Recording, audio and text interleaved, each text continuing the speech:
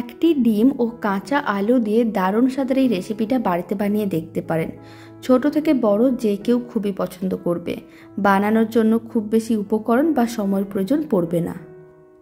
নমস্কার, আমি রুমি। আপনাদের সবাইকে আবারও একটা দারুণ স্বাদের রেসিপিতে স্বাগত। রেসিপিটি বানানোর জন্য প্রথমে একটা প্লেটের মধ্যে আমি দুটো আলুকে এইভাবে একটু লম্বা লম্বা করে কেটে রেখেছিলাম। একটু মোটা করে কাটতে হবে, এতে দেখতেও ভালো লাগবে আর খেতেও ভালো লাগবে। জল দিয়ে খুব ভালো করে ধুয়ে পরিষ্কার করে রেখেছিলাম। এবার আমি কেটে রাখা আলুর মধ্যে দিয়ে দিচ্ছি একটা ডিম। ডিম এখানে একটাই দিতে হবে, খুব বেশি দেওয়া যাবে না। আর দিয়ে দিলাম অল্প একটু লঙ্কার গুঁড়ো। এবার আমি দিয়ে দিচ্ছি স্বাদ অনুযায়ী লবণ।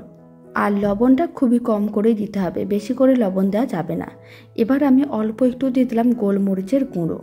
আর আমি দিয়ে দিচ্ছি মিক্স হার্বস। এতে স্বাদ ও গন্ধ দুটোই খুবই ভালো আসবে। আপনারা চাইলে দিতেও পারেন, নাও দিতে পারেন।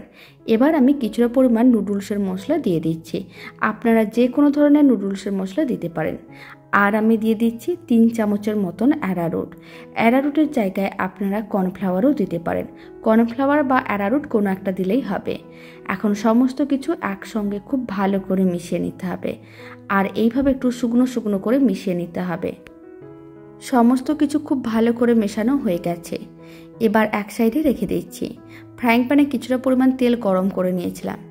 এবার এই আলুগুলোকে এইভাবে গরম তেলের মধ্যে দিয়ে দিতে হবে। ফ্লেমটা মিডিয়ামে রাখতে হবে। আর আলুগুলোকে এইভাবে একটু উল্টে পাল্টে হালকা লাল লাল করে ভেজে নিতে হবে। খেতে ভীষণ ভালো হয়, বাড়িতে বানিয়ে দেখতে পারেন। ছোট থেকে বড় যে কেউ খুবই পছন্দ করবে। বানানোর জন্য খুব বেশি উপকরণ বা খুব বেশি সময়ের প্রয়োজন পড়বে না। আর ফ্লেমটা মিডিয়ামে রেখেই ভাজতে হবে। আর যদি ফ্লেমটা হাইতে থাকে তাহলে অনেক তাড়াতাড়ি লাল হয়ে যাবে আর ভেতরটা কাঁচা থেকে যাবে। তাই মিডিয়াম ফ্লেমে একটু টাইম নিয়ে উল্টে পাল্টে বেশ লাল লাল করে ভেজে নিতে হবে। এখন আমি আপনাদের 7 মিনিট পরে দেখাচ্ছি। হালকা লাল করে এইভাবে ভেজে নিতে হবে, এতে দেখতে বেশ ভালো লাগবে। বেশ মুচমুচেভাবে রেডি হয়েছে। এবার আমি তুলে একটা সার্ভিং বোলের মধ্যে নিয়ে নিয়েছি। আর রেসিপিটা বাড়িতে বানালে কমেন্ট বক্সে জানাতে একেবারেই ভুলবেন না খেয়ে আপনাদের কেমন লাগলো।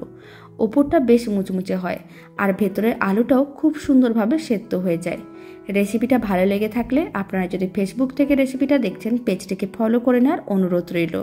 ইউটিউব থেকে দেখলে চ্যানেলটি সাবস্ক্রাইব করে নেওয়ার অনুরোধ রইল। পাশে থাকা বেল আইকনটি প্রেস করে নেবেন নতুন রেসিপির আপডেট সবার আগে পাওয়ার জন্য।